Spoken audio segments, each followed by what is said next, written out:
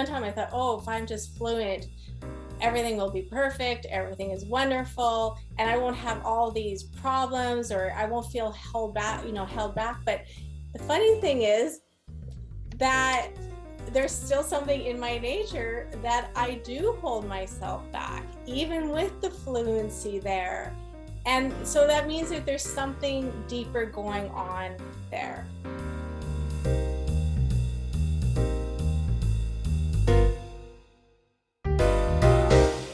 Welcome to Some Stutter Law, a podcast by the Newfoundland Labrador Stuttering Association Collaborative. Some Stutter Law is Newfoundland and Labrador's first podcast about living with language disorders. We speak directly to people living with speech and language disorders and others such as speech-language pathologists, researchers, educators, and family members. We use inclusive language and themes to help rebuild confidence and hope by dismantling myths, stigma, stereotypes, and barriers. My name is Greg O'Grady, and I'm a person who stutters and co-host of Some Stutter Law, Newfoundland Labrador's first podcast about communication disorders, along with my co-host. And I'm Caitlin Mayo. I'm a speech-language pathology student, and I'm Greg's co-host on this podcast. Some Stutter Law mission is dismantling and rebuilding stuttering. Let's start listening. Some Stutter Law mandate is in the spirit of Newfoundland and Labrador's humor, robust and frank interactive discussions. Some Stutter Law podcast aims to rebuild confidence and hope for today's and tomorrow's persons who live with speech, language, and communication barriers by dismantling stuttering myths, stigma, stereotypes, and barriers. The objectives of Some Stutter Law podcast are raising awareness, education, understanding, and acceptance of stuttering and communication disorders within our province by providing support, current information, research, and resources. Raising awareness that communication disorders are a quality of life issue. Throughout life, stuttering and other communication impairments can impact a person's life emotionally, educationally, physically, socially, and vocationally. Some Stutter Law podcast is a safe space where guests can be themselves and without fear of being judged. Today, Some Stutter Law welcomes Paige Smith, and Paige is a person who stutters, a professional coach, and lives in Toronto, Canada. Paige offers one-to-one coaching through the Happy Stutter Mindset program, helping people who stutter tap into their natural fluency through an inside-out approach. Prior to achieving her coach certification in early 2021, she's also a senior graphic designer specializing in logos and branding. During her personal free time, she enjoys doing arts and crafts, shopping antique malls, and watching thriller science fiction movies. So welcome to Some Stutter Law, Paige. Now, before we start, I looked at Paige's website, and there are two comments I want to read before we officially start the program, and this is entitled "What Others Are Saying About Paige." Before working with Paige, I had this idea that I needed to be saved and that someone needed to step in and liberate me from my obstacles. After working with Paige, I have noticed that my confidence and self-assurity have gone up dramatically. Because of coaching, I have gone from feeling trapped and confined in every aspect of life because of my stuttering to taking a look internally and freeing myself. And this is written by M. Weinstein in Canada. Another comment, working with Paige has been extremely fruitful and an absolute pleasure. She has helped me realize a lot about my mindset and the steps required to overcome a fixed mindset. One of the most important things she helped me understand is the difference between doing something out of fear and doing something that you truly want to do. And this is written by D. Manawa, India. So, welcome to Some Stutter Law, Paige, and these two are complimentary comments about your work. So, Paige, as a person who stutters, do you want to share a little bit about your history and from when you were a person who stutters to now? Sure. Well, thanks for having me here.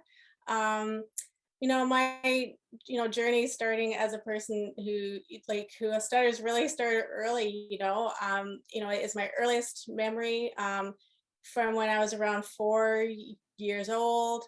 Um, and I was definitely one of those 25% of children that you hope to outgrow it, and one day that you wake up and you realize that you didn't outgrow it. um and I was always looking for like to have that fluency. Every person who stutters is like that's the holy grail. And so I luckily was able to finally have speech therapy when I was 19. And that was, I think, really needed for me, because I realized, really taught me how to breathe at that time, and really to slow down my speech. And I learned a lot, but unfortunately didn't really stick around. I had fluency for a good few months, and then life just happens, and it slowly just got eaten away. Um, and take me to, I think the real catalyst for me as a person who stutters was, struggling to say my name. And when I was 30, I had this idea that I would change my name. I couldn't say my name, and I struggled, and it was really hard when you struggle to say your name. And that was a catalyst where I changed my name. And I think it was the start of really, really taking me to where I am now. Paige, so you have established like a program called the Happy Stutterer Mindset Program, which allows people who stutter to increase confidence and natural fluency from the inside out, instead of just focusing on mechanics. Would you be able to share a little bit about your mindset program called the Happy Stutterer Mindset? Yeah, so the Happy Stutter Mindset program um, has has come through really my own journey of becoming a coach. And the reason I became a coach was because I feel like it really provides a alternate, I guess, like an alternate solution to where I really feel there was a gap between, speech therapy and the counseling. And so coaching is very unique in that it's not therapy. And I think, when there's something attached to the idea of therapy, sometimes people have this idea, feels, like like something's wrong with you and something needs to be fixed. And coaching comes from a different place, in that the person is really, you're already seen as a whole person. But it does recognize that, there may be things, that are getting in the way of you wanting to achieve what you want to do. And in this case, it is, having really tapping into that fluency. And so, with generally with speech, we talk about these, having a block, like to, and those are very much these external blocks that you can physically see and that you feel. But coaching really works on the internal blocks. And those internal blocks really come down to a few basic things It's really working with your mindset. It's working with those thoughts and your thinking and those deeper beliefs. Some, you know, some are conscious, but I think there's a lot that are also on a very subconscious level. And really, coaching is really, it's like for that person who is the client, it's really like talking things out loud. And in that process of exploration, things, that awareness starts to come through. And really, it's the awareness, the first step of creating any type of change, because you can't change what you are not like. You cannot change anything that you do not have the awareness around. But even with that awareness, true change really only happens when you pair it with action. Is really in that doing, because insight without action does not change anything. As they say, change, change, nothing changes if nothing changes. Um, I got lots of questions for you, but Caitlin, do you want to say a few words before? Or? Sure. Yeah, I'm still kind of trying to formulate questions in my head. Oh, okay, Because, okay. well, I think this is such a wonderful program and something that would be good kind of in addition to speech therapy, like, yes. because it's the part that's missing for sure, because it's hard to for SLPs to have that training and also for them to have the time to do this kind of thing. And so having people who are trained to do this sort of coaching and counseling, and SLPs being aware of that and being able to work together, I think is so important. And that is something that's definitely missing, is that working together with other people. And yes, I would totally agree with you that, I believe that, to really overcome stuttering, but I think, when you, I think there's no one silver bullet. And I think that it's all of these together, speech therapy, coaching, counseling, and all these things, I think they work better together. Paige, when you talk about the happy stutterer, you see, I mean, as a person who stutters, that's that's an interesting mindset, and I'm sure a lot of our listeners who stutter are also questioning this. Like I feel that it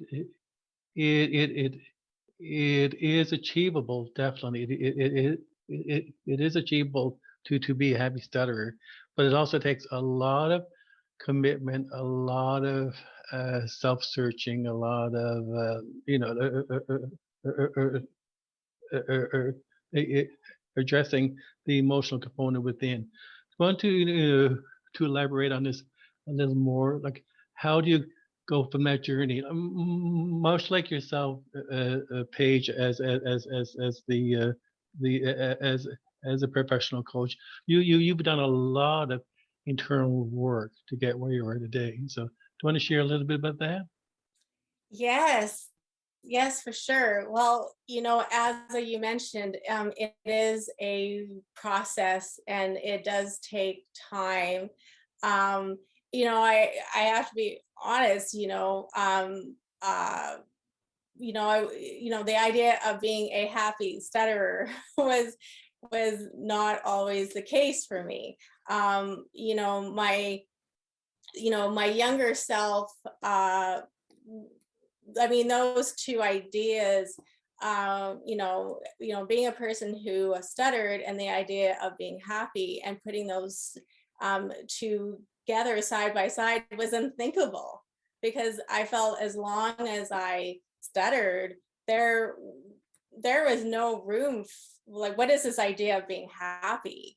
And so I think through this journey, I I've come to the idea of, like, I really have shifted like shifted the idea. I really took the perspective, really where the stuttering was this big thing and all consuming, and really the big black dark cloud that went everywhere I did.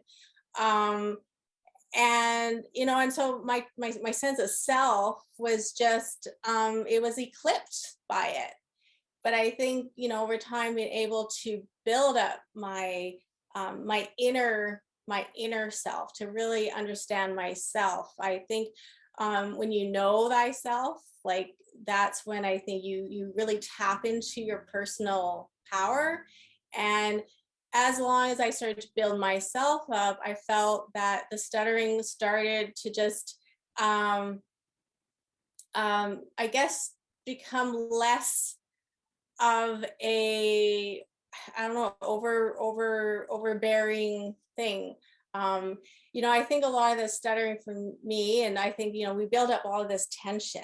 We have a lot of tension. And I think it's not just the physical tension that can create the stuttering, but it's a lot of maybe this internal tension that is happening on a mental level, that's happening on a emotional level. And I recently came across this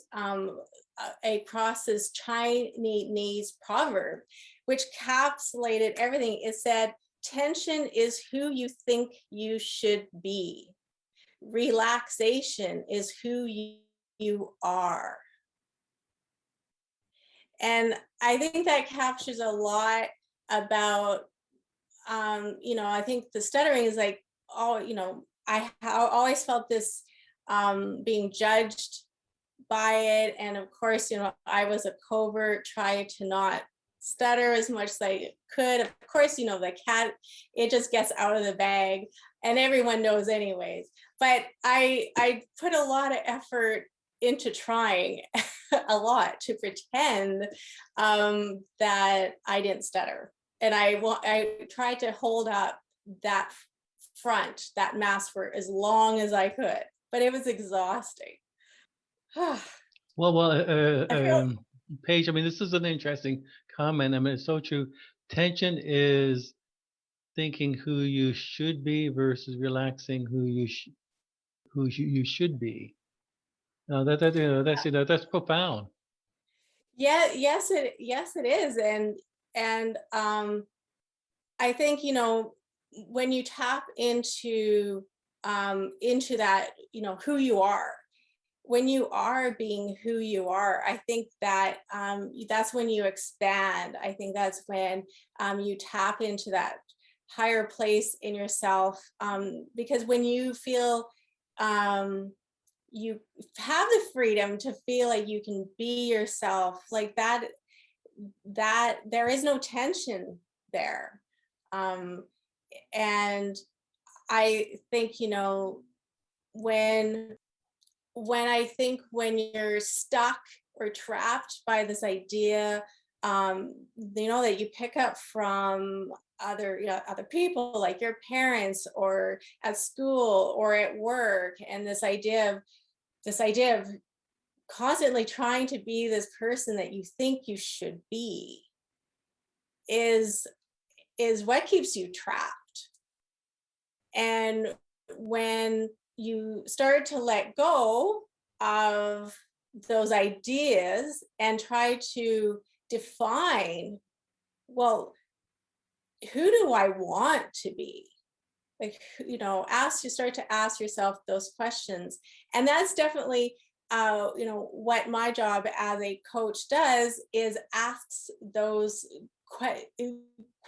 questions. Now, it seems simple enough just to ask a question, but what happens is that when we ask ourselves, a lot of times the questions come from like, why me? And it's more coming from a very victim place. I mean, it's very natural and normal for this to happen. But when you're coming from that place, be feeling a victim, and you feel stuck, you feel rigid, it feels tight, it doesn't feel good. But when you change the question from, why me, to a different question, and that's what a coach can do in that process of having the time and the space in that non-judgmental, not sorry, in that non-judgmental space, it allows for that person to start to tap into their truth. And when you can start to tap into that, into your inner power, I think once the tension starts to, I guess, get to release that tension, I really believe that you can start to tap into that natural fluency that is there, that I believe has always been there. Yeah, that's such an interesting kind of approach, because it's so true of stuttering and of many things. Like, a lot of these things sound like work that I've done in different areas of my life on different parts of me, because I am not a person who stutters, but I've applied those sorts of approaches and things and those mindsets elsewhere in my life. And so it's really interesting to kind of see how that works with stuttering. And something that I wanted to ask, because you talk a lot about kind of tapping into who you are and figuring out who you are. And we know that stuttering has a big impact on an individual's identity. And I just kind of wanted to ask you about, how your identity has kind of been shaped and formed by being a person who stutters, and kind of what effect that has had on, right? And you talked about struggling with your name. And so kind of how that identity, how it's shaped your identity, and how it's kind of affected and impacted that. Yes, so definitely, when your name is, it's so packed full of who you are. And when you can't say your name, it really makes you wonder, well, who am I? Like, what, if I can't even say my name. And I struggled with that. And I really feel like, when I changed my name, you're right, it was about changing my identity. So it wasn't, when I chose my new name, it was done very carefully. And it's actually something I prepared for an entire year. So it's something that I, took my time to pick that new name. But it was also like, Paige, okay, who is Paige? And I really felt that while, before it became official, like, to be legal, I started to become, who is Paige?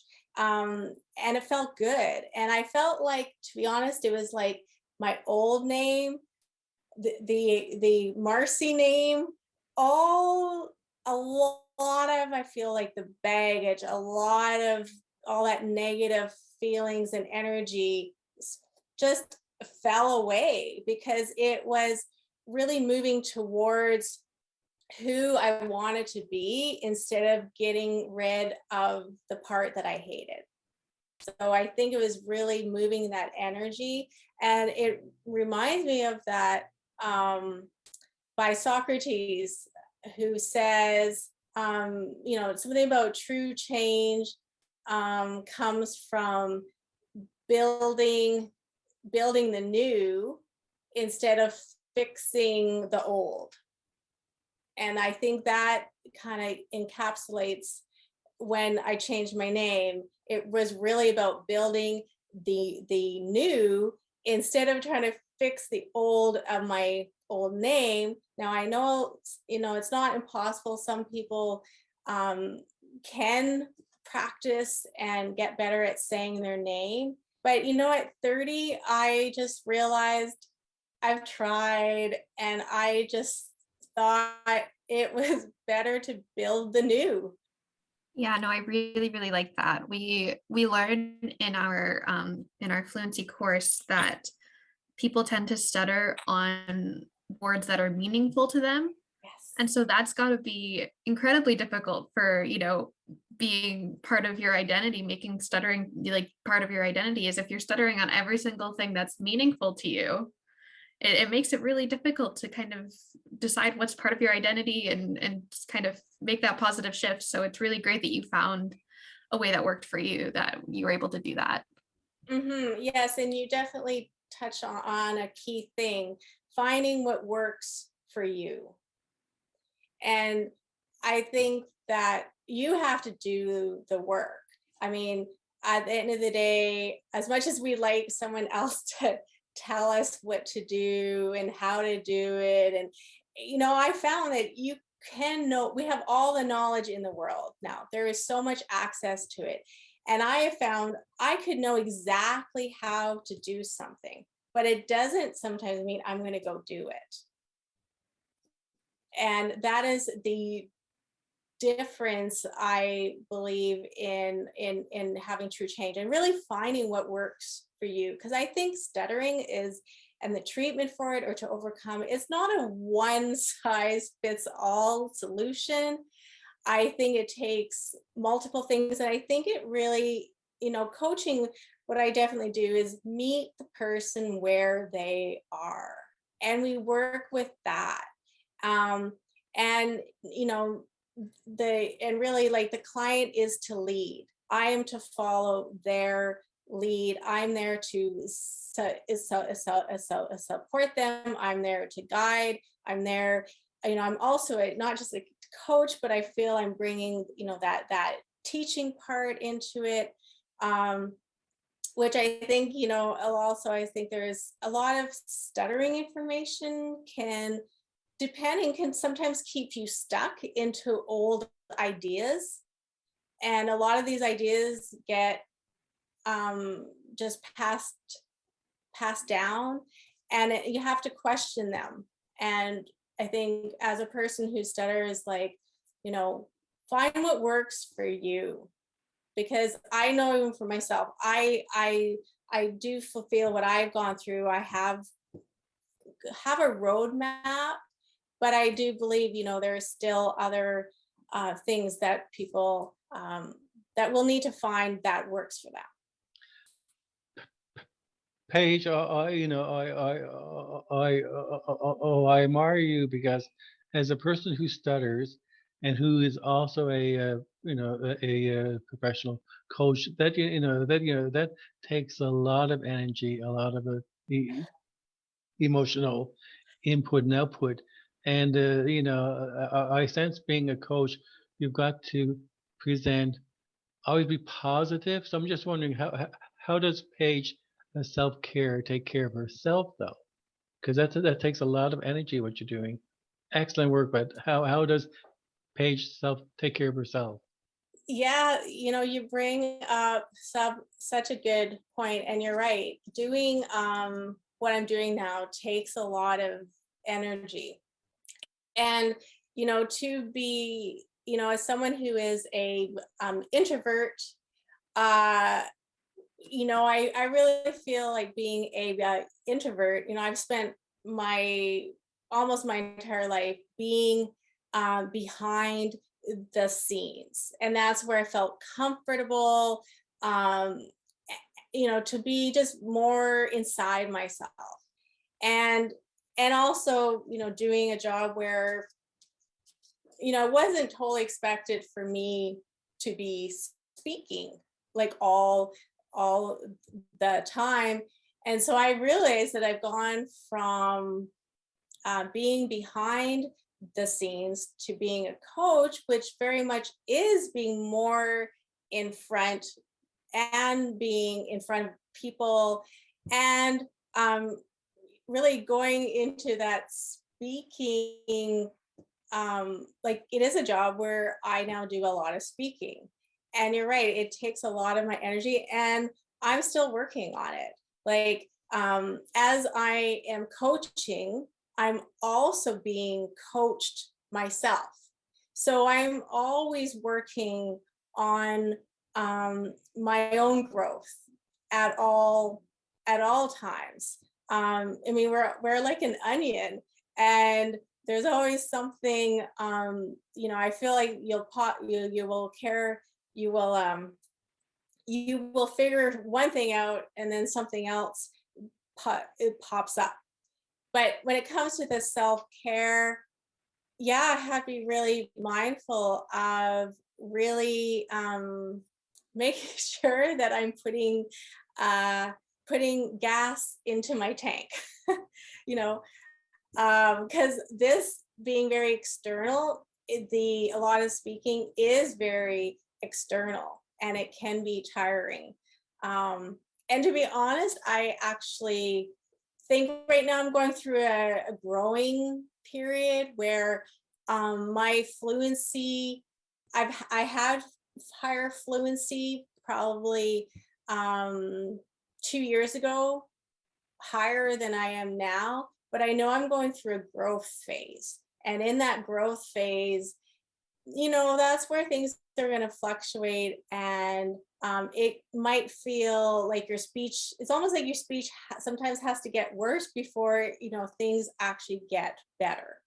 And that's the kind of the icky, messy, yucky part of growth and change. Because you think maybe, oh, I'm doing all these things and it's getting worse, or nothing's changing. And the reality is you have to kind of stick with it and know that one day you'll wake up and you realize, oh, I'm here, and you can look back and see where you came from. But that takes time for you to see that. I don't know if I'm answering your question about self-care. I think it's just self-care is I've had to be more mindful of where I spend my energy and how, and really filling the tank. So that is by doing the other things that I love to do, getting my sleep, eating well, all those basic things. But it is definitely, I've had to realize, to fill my tank, what are those things that Paige loves? And those are, when I'm in creation mode, when I'm making something, whether it's an arts and crafts, when I'm cooking or baking, when I'm in the creation mode, that's probably the happiest place I can be. You've answered the question, Paige, definitely about self-care. Oh, definitely. Now, you also mentioned a roadmap. You have a roadmap. A lot of people who stutter, and this is Greg O'Grady talking, I feel that many people who stutter, and I've been there myself, and sometimes I'm still there. Like we're so caught up in survival mode in terms of because of our stuttering, we're like avoiding social situations, words, things like that. We're so caught up on this treadmill of survival that we don't step off and, you know, stop and say, I need to have a roadmap. Do you want to elaborate a little bit more on that? Hmm. So the roadmap, is really what I've done in the program is it is a structured program. It goes over 12 weeks. And, in order to make true growth, you really need to capture a snapshot of where you are now and create a vision of where you want, where you see yourself, where you want to be. Um, so what I do is, with that client is, we work on what do they want to work on? Like, what are their goals? Where do they see themselves? Where do they want to be in 3 months from now? So over the course of those 12 weeks, each week has a focus um, that really each one works on each other, but it's really when you get to the end that it all ties together into a action plan, actually what I'm calling a action ladder, because all of these things that in order to do true change, it really taps into so many aspects of yourself, but as well, all these other things that can really influence where you are. I'm not sure if I answered that question. Paige, what About roadmap. I'm curious on Paige, what advice would you give to people who stutter that does not have a roadmap? What advice would you give to people who stutter who have not been exposed to therapy, coaching, who are still struggling? So yeah, so when it comes to those, I think, the most important thing to really know yourself. And um, deep down, we all have our own answers. If you really look inward to yourself, all the answers that you need are there. I think it gets easy to get always looking outside of yourself for that, but it really keeps you lost, because I think that we have our own. When you tap into your own personal power, you have all the answers. You know what works for you. I think when it comes to stuttering, you are the expert on your stutter, and you are the expert on you. And whether you're working with a coach, but or not, but if you are working with a coach, my job is to just guide you and to support you, but really it's to help you to tap into your own answers, and we will create that roadmap to get together, so you can achieve what you want to do. When it comes to improving your speech, now I don't do anything with fluency techniques, because it's really learning more about yourself. Really, I think a lot of it is getting that awareness. I think a lot of the coaching is tapping into that, and that's really tapping into knowing yourself. It's really tapping into your own personal awareness. Do you have any questions for Caitlin, or for Paige, Caitlin, and any? Not any that I can really think of. I think, Paige, you hit on a lot of really, really great points.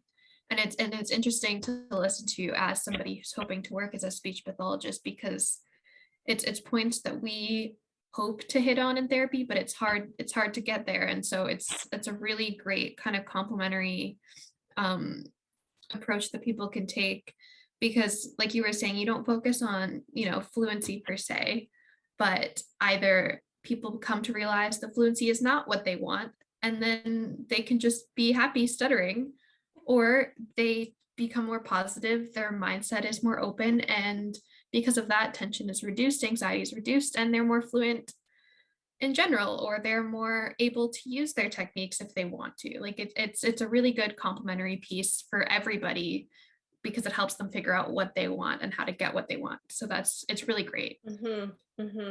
Yes, I totally agree with you on that. And yeah, it's funny, the fluency thing is, I'll have to be honest, when it's only been the last couple of years where my fluency has come to where it is. I think a lot of factors were at play, but the funny thing is I found myself, even because one time I thought, oh, if I'm just fluent, everything will be perfect, everything is wonderful, and I won't have all these problems, or I won't feel held back. But the funny thing is that there's still something in my nature that I do hold myself back, even with the fluency there. And so that means that there's something deeper going on there. I think the fluency or the stuttering becomes this perfect scapegoat.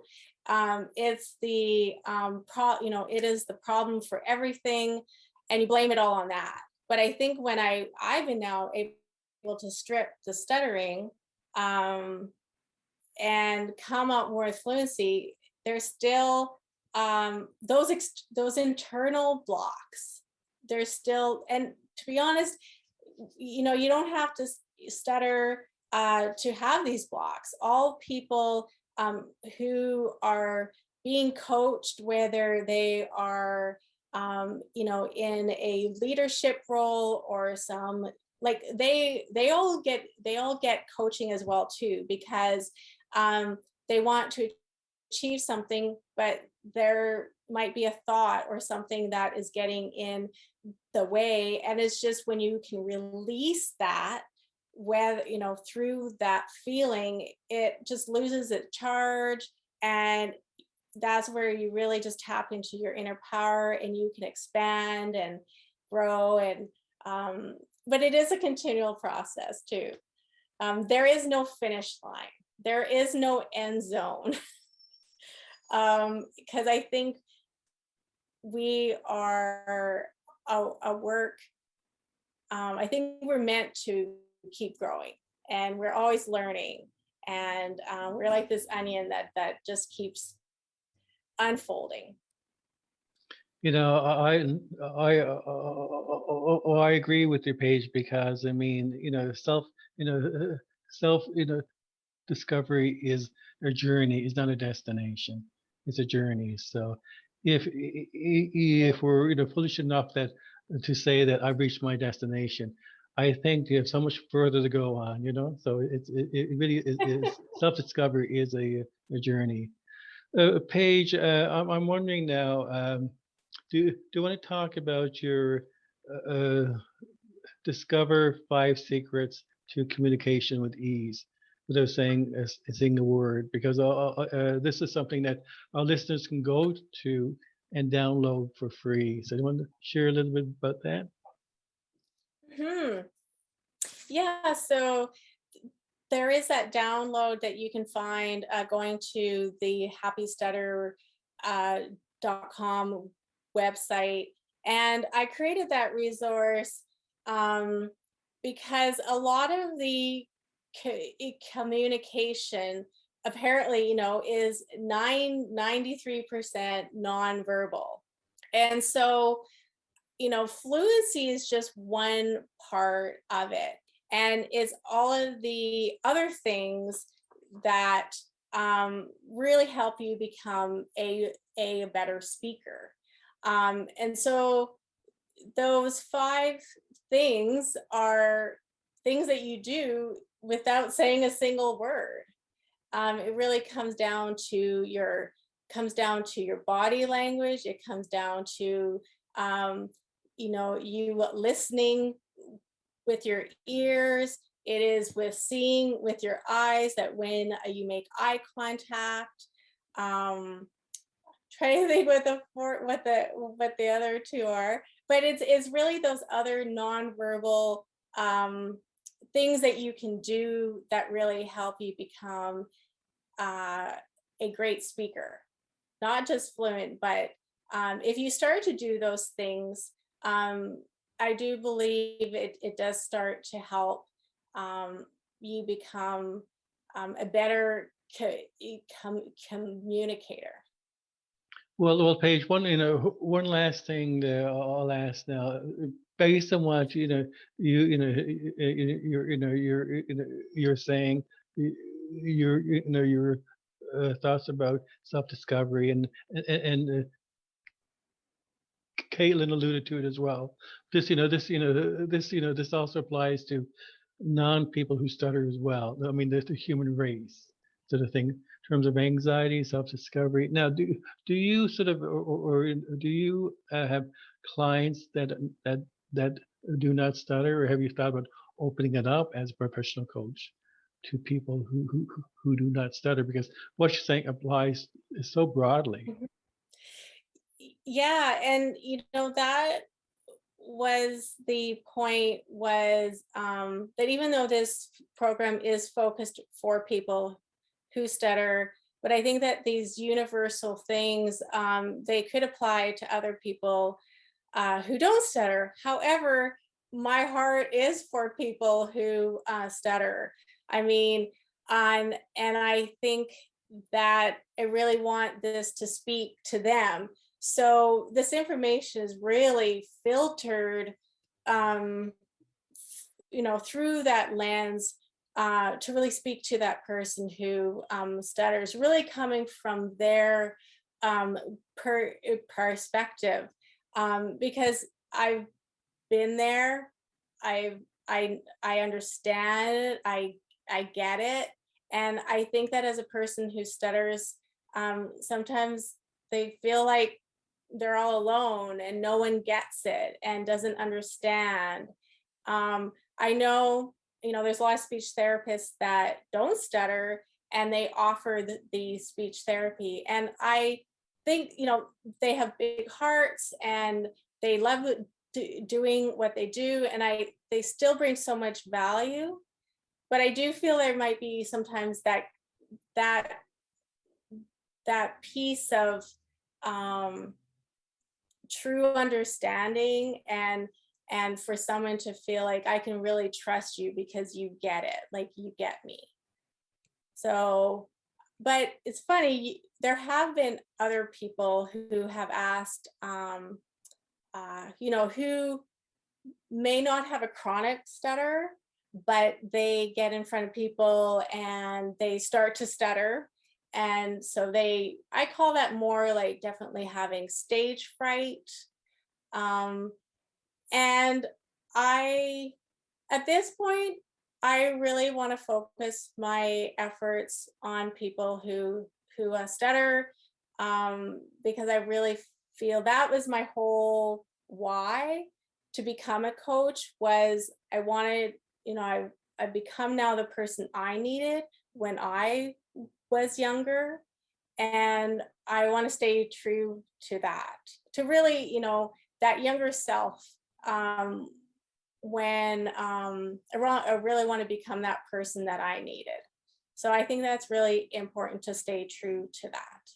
Yeah, I love that. There's like we've been saying, it's very broad. It can apply to a lot of things, but with everything, there's lots of little nuances and little things that are kind of different for every individual population, every individual person. So it's great to have a program that's focused on stuttering, for people who stutter and being that person. And it I think at least it gives me a little bit of like a sense of like, because I can relate to these things in a bit of a different way. These are, things that I've done in different areas of my life, at least gives me the sense that like I can, use those things to relate to my clients and provide the best therapy possible, while also acknowledging that there's some level where I can't fully understand them, which is why I feel like these kinds of programs working together and things like support groups and things like that are so important.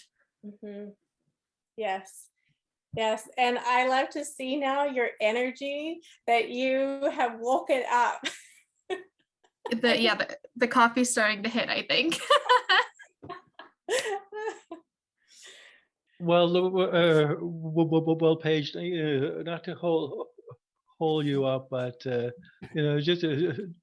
just one, one last comment. I'm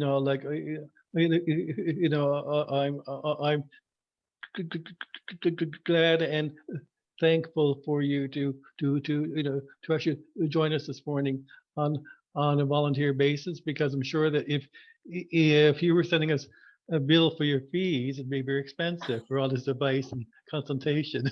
So thanks a lot for joining us this morning, Paige. It's been really delightful.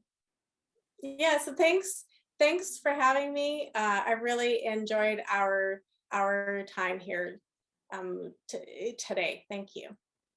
And then Paige, if our listeners, some of our listeners wants to reach you, how can they reach you? So you can reach me at by email, Paige at thehappystutter.com. You can go to my website, thehappystutter.com. You'll also find me on social media, at The Happy Stutterer. Thanks again, Paige, and we will have you back again for sure. Thank you. Well, hopefully practice will make it perfect. Okay. Take care, Paige. Okay, thank you so much. Okay, bye. Hi. Some Stutter La, Newfoundland and Labrador's first podcast about stuttering, has so much to talk about. Let's start listening.